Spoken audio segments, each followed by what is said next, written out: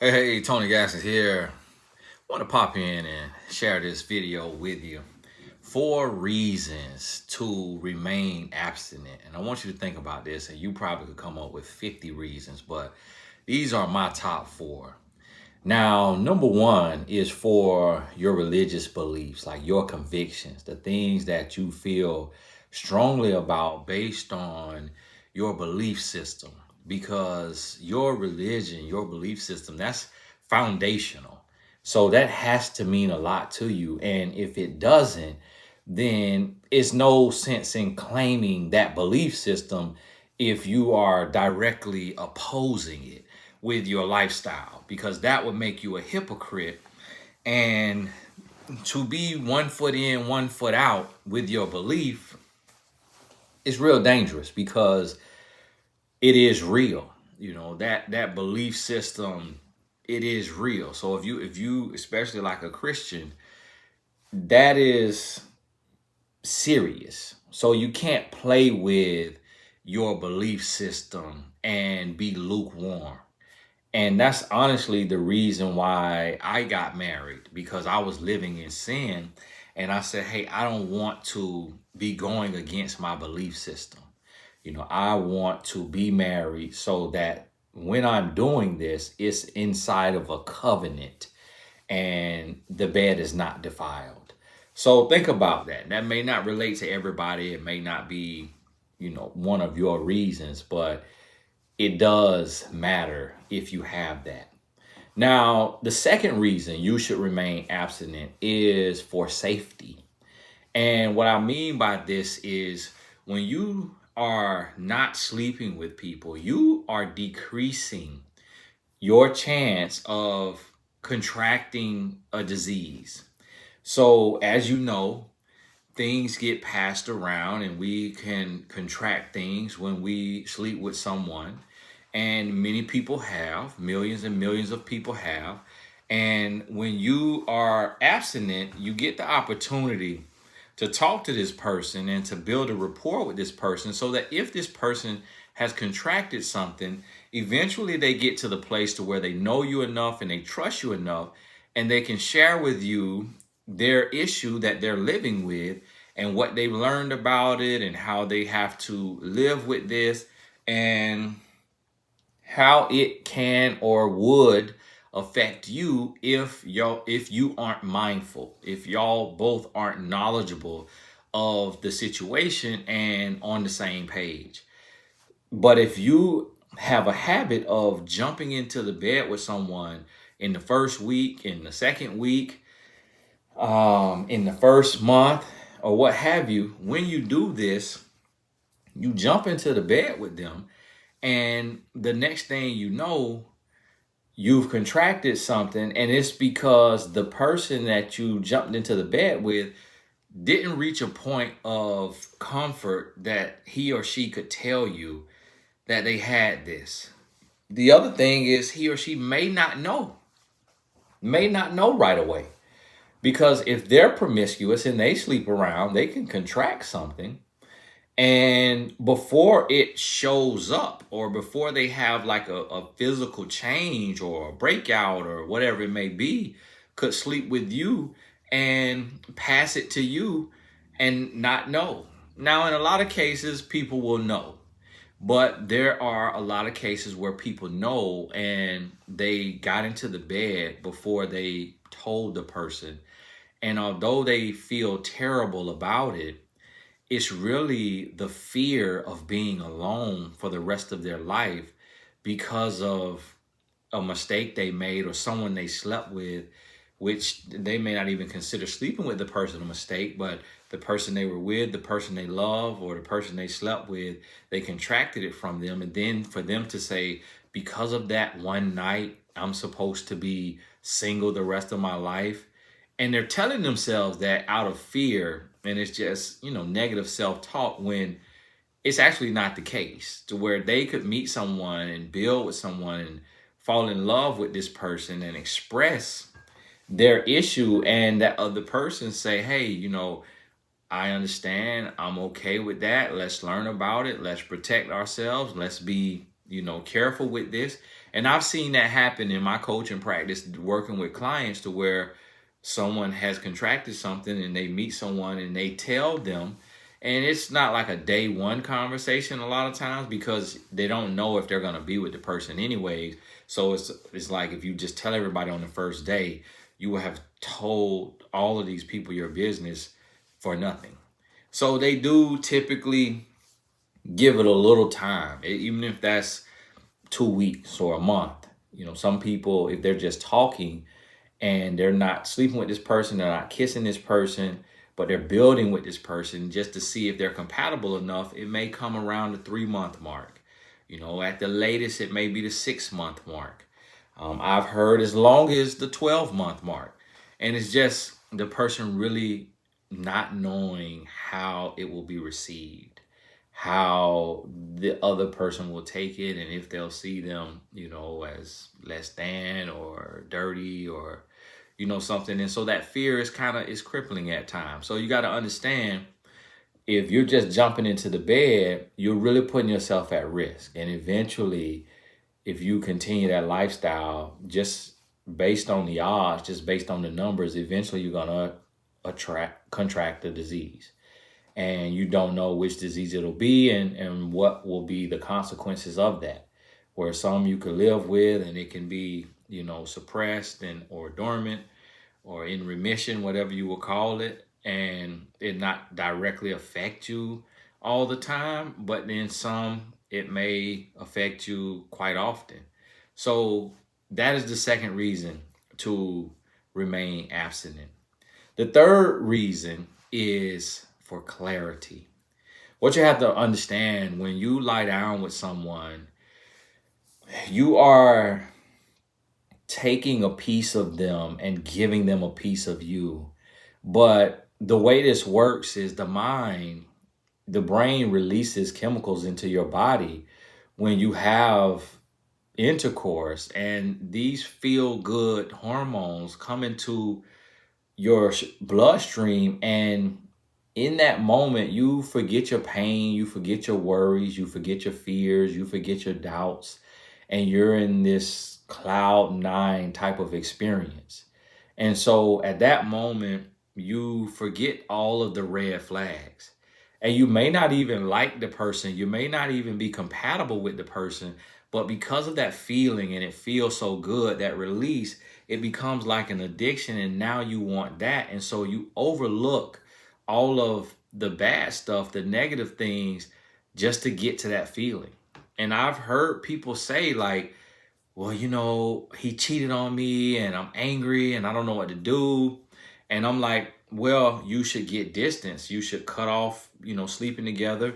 And then I would hear, well, that's where we bond at. That's where we connect. That's where we really get along. Like, that's how we really make up. And it's like, okay, it makes sense. It makes sense that he cheated on you. Y'all don't have a bond. Y'all don't have a real relationship. Y'all are just sexually compatible. And because you jumped into bed, you went right from lust and to this emotional, spiritual, and physical bond.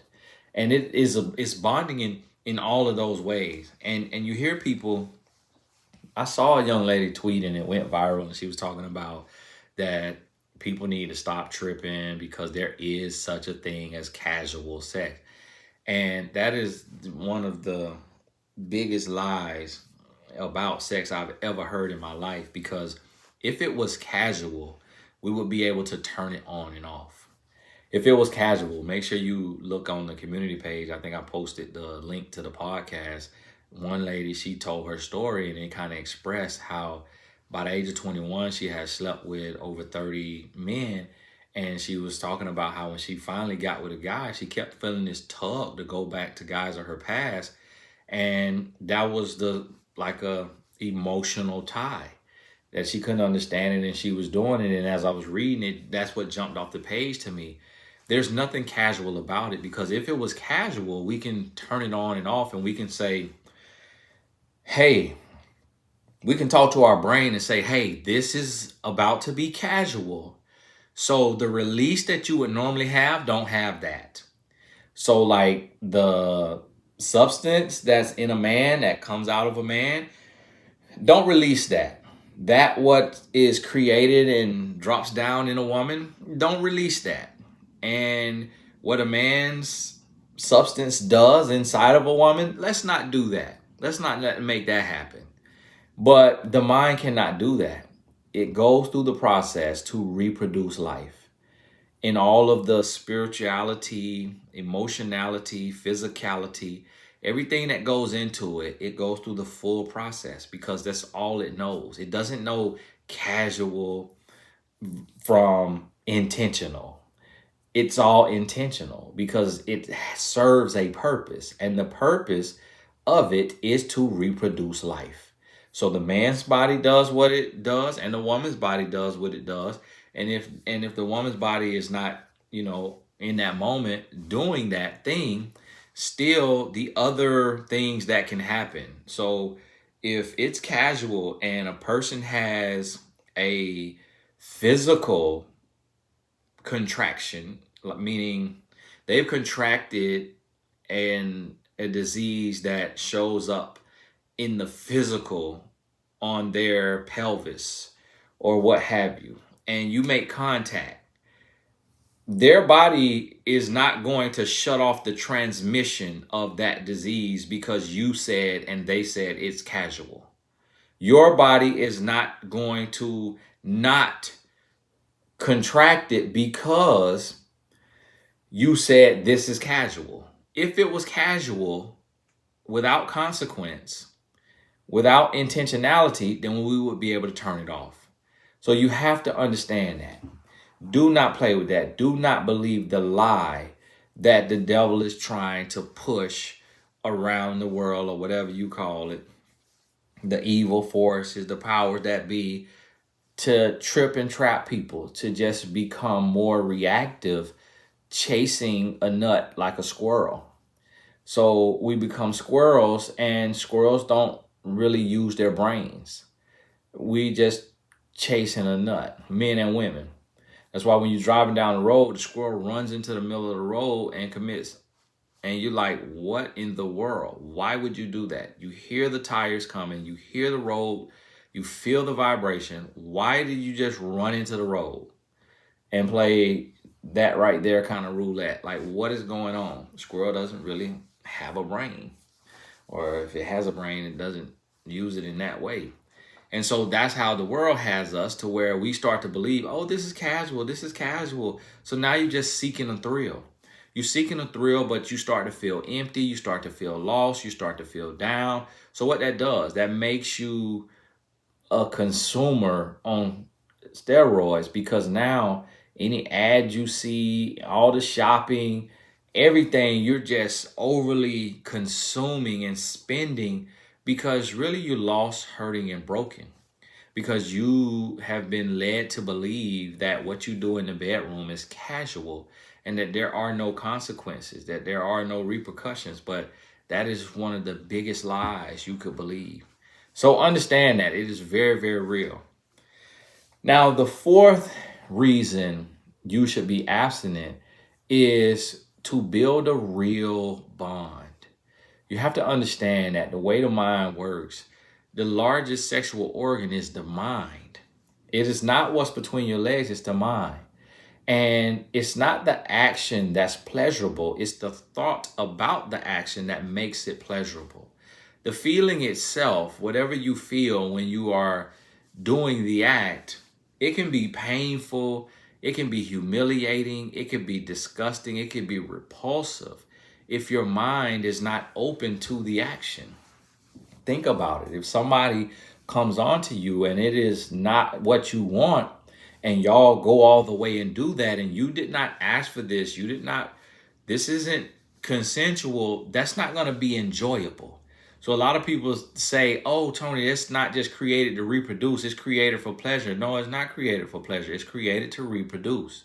You can have pleasure if your mind is positioned to want it and appreciate it and to view it as love making, an expression of your feelings for the person you're lying down with. But if that's not in the equation, then it's not pleasurable. It is a chore. And not even a chore. It can be tormentuous. Not sure if that's a word. Sound good. We're going to use it right there. And so you have to understand this, that you need to talk, to go on dates, to FaceTime, to talk every day, to build. You need to have distance, meaning you have somewhere to stay, your partner has somewhere to stay. If you take a trip, you have a hotel room, your partner has a hotel room, you spend all day having a blast, having feel-good hormones released into your bloodstream. You feel like you're on cloud nine, just this next level feeling. And then you go to the hotel, you have dinner, and you go to your room, your partner goes to their room.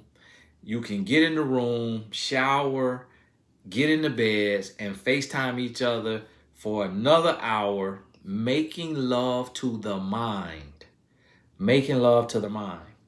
And when you do this, what you're going to start to experience is when you abstain and you make love to the mind and you create a real bond, when you come together in your marriage, when the bodies come together, because the mind is so primed, because the mind is so connected, is so invested, when you bring your bodies together, that is the icing and the cherry on top, because the mental connection is the cake. That bond is there. So now your body is ready to have an immediate release because of the mental stimulation and where the mind is at in relation to the act that is taking place. So being that the purpose is to reproduce, it's not intended to take an hour. It's not intended to take 5 minutes. It's intended for the deed to be done, for the bodies to react and to have the feeling of the release based on where the mind is at and how the mind views this interaction. But in order for the mind to truly be primed, truly be prepped, truly be ready, truly be at ease and relaxed and able to function at its highest level as it relates to this action, you have to be in love. And in order to fall in love, you have to abstain for a period of time and build. And when you do that, that's when you fall in love. So me and my wife, we fell in love in marriage. We weren't in love before marriage, and we were living in sin. But in marriage, when life starts to happen, you get busy. Marriages that are healthy can go 3 weeks to 4 weeks without sleeping together. Not meaning not sleeping in the same bed, but meaning not coming together for that act. 3 to 4 weeks. Healthy marriages where the couples are in love. You know why? You know why that can happen? Because that act is a plus, not a priority.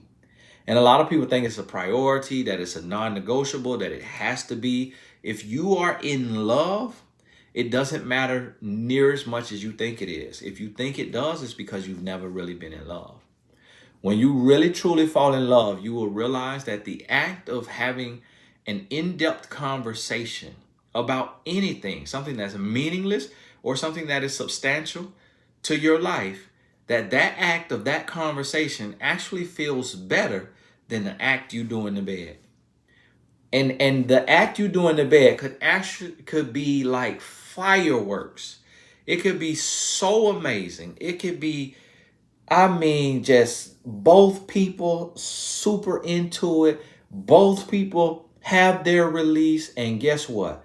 The conversation will feel better when you are dealing with someone that you are in love with. And if you have not experienced that, you have not been in love. And I want you to know that. And a lot of times people speak from a place on podcasts and everything, speaking from a place of lust, speaking from a place of a situationship, speaking from a place of an average, basic relationship. and not real love. So understand where I'm speaking from is being in love. These are facts. And you will experience it when you fall in love and your partner falls in love. Your spouse, meaning your husband or wife, falls in love with you. So listen, if you have decided to abstain, even if this video helps you confirm the decision, or you decide to start today, stick to it. Don't let society trick you into believing that you have to sleep with someone before marriage in order for them to stay. That is a lie. Men wait every day, women wait every day because we want something that's rare. We want somebody that's different.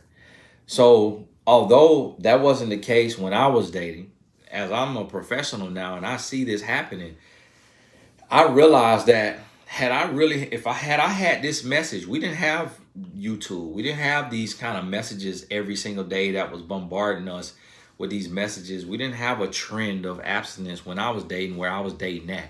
Yeah, we knew it was wrong. We knew we shouldn't have been doing it, but you can know something's wrong. But if you're not being reminded of that, if you're not being held accountable, if you're not hearing that message over and over again, it just kind of falls to the back of your head and you operate from your flesh.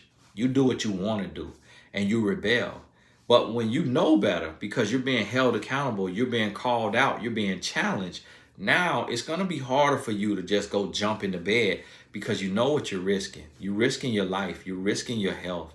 You're risking building you're risking the ability to build a real bond, to form a real bond with someone that if someone has to go through something to where that act is not possible due to a health issue, something happened in your health, season of life, whatever it may be, even if it's the 7 days, 3 to 7 days a month that a woman goes through when her body is, going through its cycle, and you don't want to, sleep together during that time out of respect for the body's process and what have you, belief system, then even in that time, you are abstinent, abstaining from the act itself, abstaining from the other acts that's in that same arena, abstaining from Angela and whatever you may call it, abstaining from those things and allowing just conversation to happen where you can build and just get to that place. Get to that place and build from there. And what you're going to see is you're going to see that you build a real bond. And that when you get married and you come together, that it's fireworks, that your bodies are releasing at the same time. And it may be a minute, it may be 30 seconds, it may be 2 minutes, 3 minutes. But it's because you're so committed, you're so invested, you're so into it, you're so in love that the mind says, whew, we are relaxed. We are ready. We are all the way in. And your body responds in that way. So, hey, Tony Gaskins here. Y'all forgive me. My sound is a little off. I ain't have my microphone plugged in today, so hopefully you heard me okay. Turn your phone up. Sometimes your phone, you got to make sure if you got it on stereo or if you got it on whatever the other option is. Because sometimes depending on your audio option will determine how your sound plays. So, hey, this is Tony Gaskins. God bless you. Thank you so much. We'll talk soon. Oh, you know what I forgot to say? Today is September 17th. From September 17th through September 26th, any purchase on TonyGaskinsAcademy.com, I'm giving that to my wife for her birthday, which is September 26th. Giving that to my wife. So the courses are listed at 50% off. So when you go, you don't have to put in a coupon code. The price is not going to change. The price you see is the discounted price. So if you missed out on the last blessing that I gave on Labor Day, this is your opportunity. And I want to give that to my wife, who I call a queen, not in a, traditional or any regional way. I just saying queen, meaning that she is God's daughter and I treat her as such. And so she sacrifices so much time for me to be on here. Anytime I'm talking to you on here is an hour or 30 minutes or 15 minutes, I could be talking to her. And I'm talking to you. And so because of the time she sacrifices, and not just the time that I work with you, the time that, we're spending, but also the time that my friends and family that has known me and see what I'm doing in the world come to me as their personal life coach free of charge. And that's still hours that I give away on top of the podcast, the Instagram Q&A, the YouTube videos, the live Q&As, all of the time that I spend online, the live Instagram things, the tweets, all the time I spend online. On top of that is still so many people tugging and asking, I need this, and my wife is sitting there with supporting me, encouraging me. So when it's her day, like Mother's Day, her birthday, I try to be the biggest blessing I can, because she has everything money can't buy.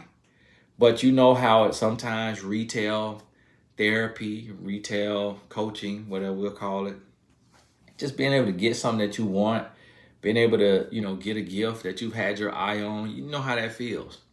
So whether it's $100, a dollar, $100, $100,000, $100 million, whatever this person, whatever you have the ability to spend, when you spend your money on something you want, it gives you a good feeling, because it's like, okay, this is also a part of living, treating myself. And so I want to be a blessing to my queen, the queen. And so I want to let you know that the course you get from the 17th through the 26th, that's you saying happy birthday to her. So, hey, God bless you. And also, I forgot again, somebody sent me a cash out. I sent that out on the email, what I'm doing for my wife, and somebody sent me a cash out. I want to say thank you, because it came, and hey, this is for the queen. Thank you very much. It means more than you realize. I don't take anything for granted. Thank you so much. God bless you. We'll talk soon.